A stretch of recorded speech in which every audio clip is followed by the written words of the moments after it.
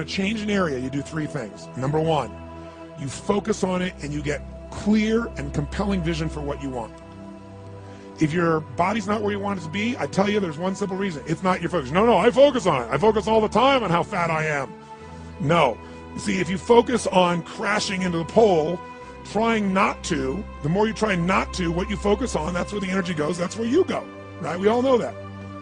But what people tend to do is, I'm saying focusing on what you want, not what you don't want. And not only just focusing on what you want, where you focus and say, well, I'd like to be strong, I'd like to be energetic, I'd like to be fit. It's focusing and making it compelling. You can't just focus on it. You got to create a clear and compelling future in that area that will pull you towards it, so you're not trying to push yourself. If there's an area you're not improving in, think of three pillars, if you would. Pillar one is, get focused and clear. What's compelling? Where are you? Really? And don't lie. Where do you want to be? And make it so compelling you can't help it. When you wake up in the morning, you want to transform this area of your life. So the quality of your life already is better just because you are so excited about what you're after.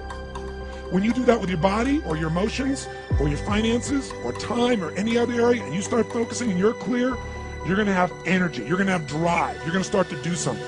How do you make sure what you do really work? Is model someone who's already successful. All the tools I come up with, some I've obviously created, but the foundation came by standing on the shoulders of other giants. I went out and found somebody that's already got the result. Why reinvent the wheel? Success leaves clues. Find the best, figure out what they're doing, do that. Alter it, find your view of it, but start with what already is working rather than starting from scratch and trial and error. So emotion is it, and if we get the right emotion, we can get ourselves to do anything. We can get through it. If you're creative enough, playful enough, fun enough, can you get through to anybody, yes or no? If you don't have the money, but you're creative and determined enough, you find the way. So this is the ultimate resource, but this is not the story that people tell us, right? The story people tell us is a bunch of different stories. They tell us we don't have the resources, but ultimately, decisions shape destiny, which is my focus here. If decisions shape destiny, what determines it is three decisions. What are you gonna focus on? Right now, you have to decide what you're gonna focus on. In this second, consciously or unconsciously, the minute you decide to focus on something, you gotta give it a meaning. And whatever that meaning is produces emotion. Is this the end or the beginning? Is God punishing me or rewarding me, or is this the roll of the dice? And emotion then creates what we're gonna do, or the action.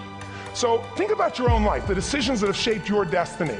And that sounds really heavy, but in the last 5 or 10 years, 15 years, haven't there been some decisions you've made that if you made a different decision, your life would be completely different? So the bottom line is, maybe it was where to go to work and you met the love of your life there. Maybe it was a career decision. I know the Google geniuses I saw here. I mean, I understand that their decision was to sell their technology at first. What if they made that decision versus to build their own culture? How would the world be different? How would their lives be different? Their impact.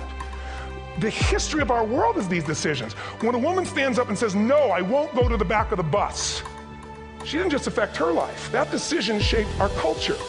Or someone standing in front of a tank. Psychological strength.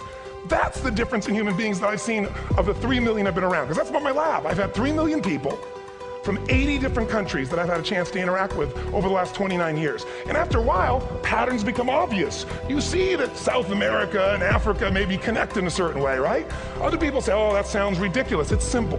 So what shapes you? 2 invisible forces, very quickly. 1, state.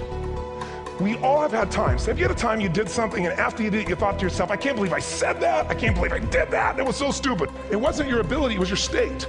Your model of the world is what shapes you long term. Your model of the world is the filter. That's what's shaping us. That's what makes people make decisions. When we want to influence somebody, we gotta know what already influences them. And it's made up of 3 parts, I believe. First, what's your target? What are you after?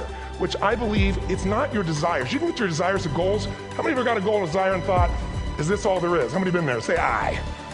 So it's needs we have. I believe there are 6 human needs. Second, once you know what the target that's driving you is and you uncover it for the truth, you don't form it, you uncover it. Then you find out what's your map, what's the belief systems that are telling you how to get those needs. Some people think the way to get those needs is destroy the world, some people is to build something, create something, love someone. And then there's the fuel you pick. So very quickly, 6 needs, let me tell you what they are. First one, certainty. Now these are not goals or desires, these are universal. Everyone needs certainty that they can avoid pain and at least be comfortable. Now how do you get it? Control everybody, develop a skill, give up, smoke a cigarette? Well, we go for certainty differently. If we get total certainty, we get what? What do you feel if you're certain? You know what's gonna happen, when it's gonna happen, how it's gonna happen, what would you feel? Bored out of your mind. So God, in her infinite wisdom, gave us a second human need, which is uncertainty. We need variety. Third human need, critical, significance. We all need to feel important, special, unique. You can get it by making more money. You can do it by being more spiritual. You can do it by getting yourself in a situation where you put more tattoos and earrings in places humans don't want to know. Whatever it takes. The fastest way to do this, if you have no background, no culture, no belief in resources or resourcefulness, is violence. If I put a gun to your head and I live in the hood, instantly I'm significant. 0 to 10, how high? 10. How certain am I you're going to respond to me? 10. Here's what we really need.